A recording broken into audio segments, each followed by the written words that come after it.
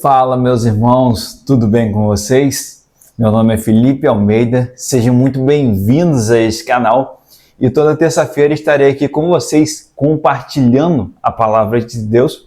E esse canal tem apenas um único objetivo, que é contribuir para que nós, como igreja, possamos viver a nossa vida aqui na Terra alinhados à vontade de Deus, alinhados à vontade revelada de Deus para as nossas vidas. Amém? Então quero convidar você a participar com a gente também nessa jornada, para que juntos nós possamos viver isso para a glória de Deus. E hoje eu gostaria de estar falando sobre um tema muito importante e eu quero convidar você a ficar até o final desse vídeo de hoje. E o tema que eu gostaria de falar com vocês hoje é sobre a respeito da vida de João Batista.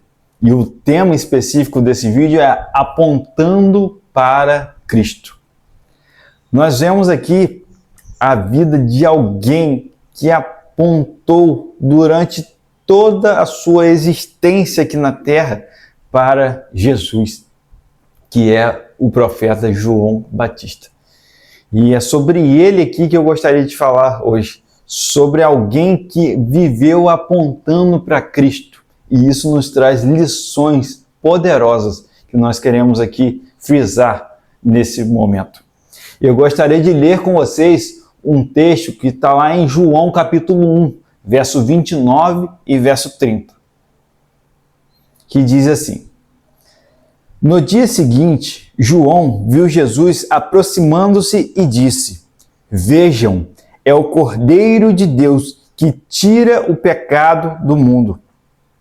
Este é aquele de quem eu falei quando disse: Depois de mim vem um homem que é superior a mim, porque já existia antes de mim.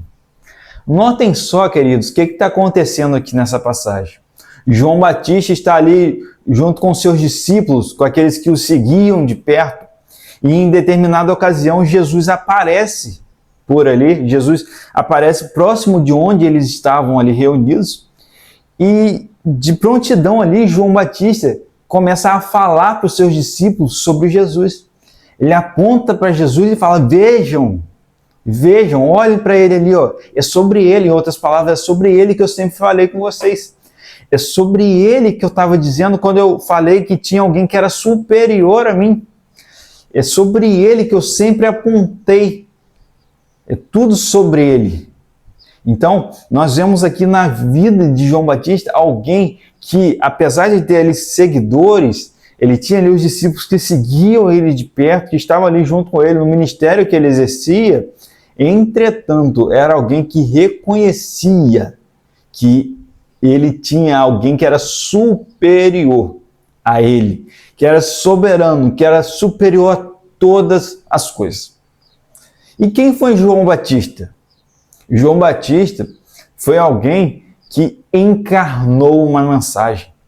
João Batista foi alguém que não só proferiu palavras proféticas, não só proferiu palavras ali durante ali o seu ministério, mas ele encarnou a palavra e vivenciou aquilo que tinha sido profetizado a respeito dele. O profeta Isaías e o profeta Malaquias tinham profetizado a respeito de João Batista. E um tempo depois, João Batista veio à existência, e é muito interessante que João Batista era filho de Isabel e filho também de Zacarias. E interessante porque Zacarias era sacerdote. E ali pela tradição, o correto ali seria que João Batista também fosse sacerdote servindo no templo, assim como seu pai. Entretanto, nós vemos que João Batista viveu uma vida totalmente diferente. Nós vemos que João Batista, ali, desde o útero, desde a formação dele ali dentro de sua mãe, nós vemos que ele viveu uma vida ali totalmente diferente por toda a existência dele. Era um homem que sempre foi cheio do Espírito Santo de Deus. Era um homem que podia ali viver como um sacerdote, assim como seu pai, e estar ali na cidade, ter até uma certa relevância devido ao seu lugar de sacerdote. Entretanto, ele foi para o deserto, Entretanto, ele escolhe ficar num lugar no qual ali é isolado, um lugar no qual é árido. A gente não sabe com tantos detalhes, porque a Bíblia não nos relata com quantos anos que ele foi levado para o deserto. Mas a Bíblia fala que ele viveu a sua vida no deserto. Então foram anos e anos e anos ali no deserto. E nós vemos que quando começa o seu ministério público, e ali começa tendo relevância a ponto das pessoas irem até o deserto para ouvir ele. Imagina num lugar no qual ali o calor é extremo e as pessoas indo até aquele lugar para ouvir ele pronunciar ali palavras, para ouvir ele pregar ali o evangelho, para ouvir ele apontar para Cristo. Então nós vemos que ali ele teve uma relevância quando começou o ministério público dele. Entretanto, nós vemos que quando ele sai do deserto, ali quando ele começa esse ministério público dele, nós vemos que ele é um homem forjado.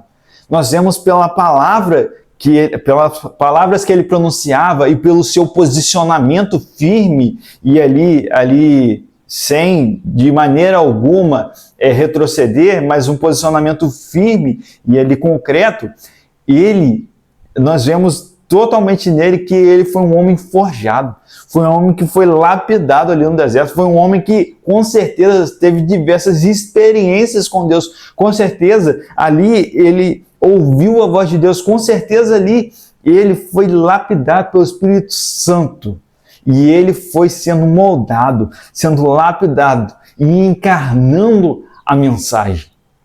Então, nós vemos que ele foi um homem que viveu toda a sua vida para a glória de Deus. Foi um homem que viveu toda a sua vida de acordo com a vontade de Deus. Como eu falei, ele podia escolher algo que era já a tradição da vida dele ali, né? Ser filho de sacerdote, ali também ser sacerdote do templo, mas ele não. Ele decidiu viver uma vida para a glória de Deus. Ele viveu uma vida segundo a vontade de Deus. E sempre nós vemos ali com essa mensagem de precursor. Ele se tornou essa mensagem a ponto de que não só suas palavras apontavam para Jesus, como no texto que nós lemos, mas as suas atitudes, a forma como ele vivia, o seu estilo de vida, a forma como ele se vestia, a forma como ele se alimentava, tudo que ele fazia, ele tinha um plano em mente. Tudo que ele fazia, ele era ali intencional, porque ele tinha apenas um único objetivo, apontar para o Cristo. Ele tinha apenas um único objetivo, né? Ser aquele precursor, aquele que apontou ali para Jesus, aquele que estava preparando o caminho. E quando essas pessoas iam para o deserto, não era para ouvir muitas das vezes palavras fáceis, não. Ele virou ali, em certo momento, pregando ali as palavras dele no deserto ali, em determinado momento chegaram ali mestres da lei, chegaram ali fariseus, e ele vira para eles e fala, raça de víboras. Imagina, você sair de um local no qual você está ali, sua cidade, seu conforto, você vai para um lugar escasso, um lugar árido, num calor extremo, para ouvir uma palavra e falar para você, raça de víbora. Entretanto, nós vemos também aqui, nesse exemplo que eu estou mencionando, que João não se importava com a opinião das pessoas, mas se importava em fazer a vontade de Deus, assim como Jesus viveu assim também. E hoje, né, tendo por exemplo a vida de João Batista, alguém que viveu toda a sua vida fazendo a vontade de Deus, que viveu toda a sua vida, não só através das suas palavras pronunciando ali, mas seu estilo de vida apontava para Cristo, de igual forma, Deus quer isso para nós. Mas de onde você está tirando isso, Felipe? Nós vemos isso no ID. Interessante que quando Jesus fala, antes de Jesus subir ali aos céus, né, nós vemos que Jesus deixa ali algo muito importante. E Jesus naquele momento, queridos, ele podia ter falado qualquer outra coisa. Jesus poderia ali ter mencionado outras coisas ali, mas pense, antes de partir, ele deixou algo ali e falou algo que era muito importante. Algo que nos 3 anos e pouco que ele aqui esteve de ministério, ele viveu ali cuidando dos seus discípulos. Ele viveu ali discipulando, compartilhando vida na vida com eles. compartilhando ali com eles mesmos, ali o evangelho da graça de Deus. E esses homens agora, antes de subir aos céus, Jesus deixa para eles uma ordem. Jesus não deixa para eles uma sugestão. Jesus não deixa para eles algo como opcional, mas Jesus deixa uma ordem. E ele fala: vão, ide por todo o mundo, ide por todo o mundo. E aí fala para a gente fazer discípulos, fala ali para a gente ensiná-los a obedecer. E em outras palavras ali, o que Jesus está falando é: façam o mesmo que eu fiz com vocês. E qual que é a grande questão aqui? Porque Jesus compartilhou vida na vida com eles. Jesus ele compartilhou mesmo o evangelho com eles. Ele formou o seu caráter neles. E agora ele está ali pedindo para que eles pudessem fazer o mesmo. E esse caráter de Cristo que foi forjado neles, agora na qual eles não vivem mais para eles mesmos, mas eles vivem para Cristo, ele quer que esses façam o mesmo. E nós fazemos parte disso. Nós, assim como aqueles primeiros discípulos, como aqueles primeiros cristãos, nós que cremos e recebemos Jesus, nós que temos fé, nós que fomos alcançados pela graça de Deus, mediante a fé em Jesus, nós também fazemos parte disso. Nós também temos para nós esse id. Faz parte de nós também. Nós, cada um de nós, foi falado aquelas palavras também para cada um de nós. Não foi só algo para aqueles discípulos e cessou neles, não, mas para cada um de nós. Então, pegando junto com o exemplo de João Batista, mas isso que eu acabei de dizer, o que eu quero concluir aqui com vocês? É que assim como João Batista viveu uma vida para preparar o caminho para Jesus, Jesus deixou os seus discípulos para preparar o caminho, para formar mais discípulos, para o caráter de Cristo ser forjado em outras vidas, para preparar o caminho para a segunda vinda dele. Para preparar o caminho para quando ele retornar, buscar a noiva dele, que é a igreja, a noiva dele que somos nós. E João vivenciou, e o Senhor, outra passagem, fala que ele era um amigo do noivo, que ele era alguém que cuidava da noiva, que ele foi alguém ali muito importante que estava preparando o caminho.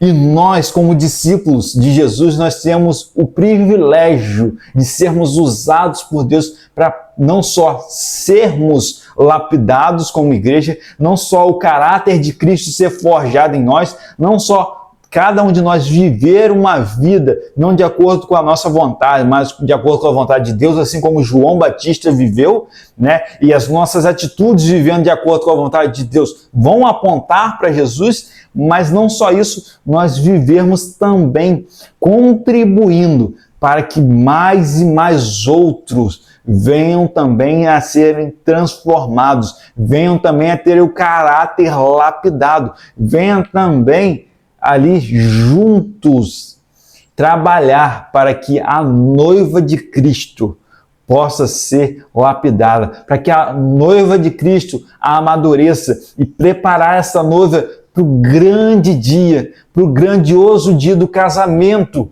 no qual Jesus voltará para buscar a sua noiva, que é a igreja, que somos nós. Então, assim como João Batista, nós temos também a responsabilidade de vivermos uma vida de acordo com Jesus deixou ali para a gente. Nós, como discípulos dele, nós ali não só sermos formados à imagem, cada vez mais lapidados à imagem de Jesus, mas contribuirmos para que outros venham ser lapidados. E dessa maneira, nós possamos ali apontar para o Cristo. João Batista apontava para o Cristo que viria e veio a primeira vez, e nós apontamos para o Cristo que retornará para nos buscar. E a forma como João preparou o caminho foi pregando ali arrependimento. E não é diferente para nós. Nós precisamos pregar, nós precisamos ali compartilhar o evangelho para que as pessoas se arrependam de seus pecados. Nos foi concedido o privilégio, o ministério da reconciliação. Nós somos embaixadores, ou seja, nós somos representantes de Cristo aqui na terra. Você e eu fazemos parte disso. E que nós possamos viver dessa maneira, que a nossa vida possa apontar para o Cristo. Que não só as nossas palavras apontem para Jesus, que não só aquilo que eu falo aponte para Jesus, mas que a minha vida por completo possa apontar para Jesus, que as minhas atitudes apontem para Jesus, que as minhas e as suas atitudes apontem para Jesus, que a nossa forma de viver, o nosso estilo de vida glorifique a Deus e aponte para o Cristo, para Jesus, que em breve retornará. Amém? Essa é a mensagem que eu gostaria de compartilhar aqui com vocês hoje sobre esse tema. E se você gostou desse vídeo, dê um like e se inscreva também nesse canal, tá bom? Nós nos vemos na próxima. Fiquem com Deus. Tchau, tchau.